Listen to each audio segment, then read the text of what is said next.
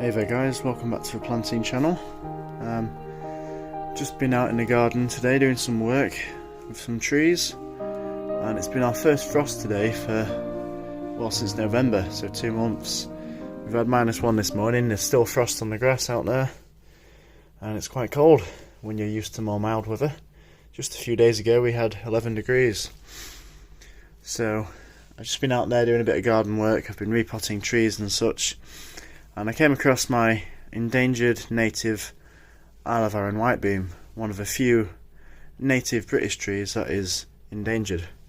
There's only about 300 of these trees in the wild, and I'm lucky enough to have one in Doncaster, South Yorkshire. Anyway, he needed some work doing as he had a second shoot coming up. So I've pruned this shoot, as winter is the perfect time to do that. We're not focusing again, apologies. Anyway, you can see the buds on this young little sprig are nice and healthy. So what I'm going to do, I'm going to see if I can root it.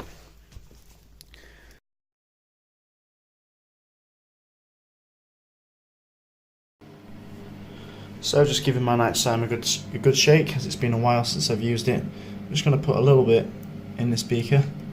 Just a tiny bit's all you need. In fact, I've probably put a little bit too much in there, but hey ho, it'll be fine. And next, you're just going to use some cold water. And this cold water will soon, heat up to room temperature, which is what you want.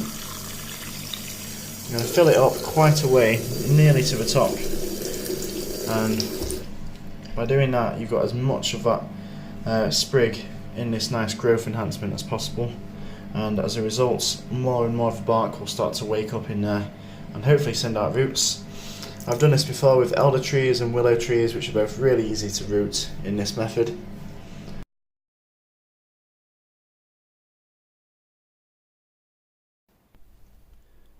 So here's the cutting in its final place now. It's just in a north facing window because I don't want it to get too much sun.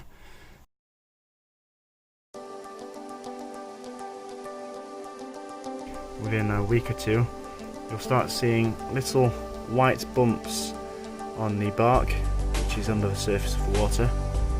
Now they're little root nodules that will be forming on the bark, and they will eventually turn into roots. That's the first stage. And then, as I said, leaves and new shoots will follow.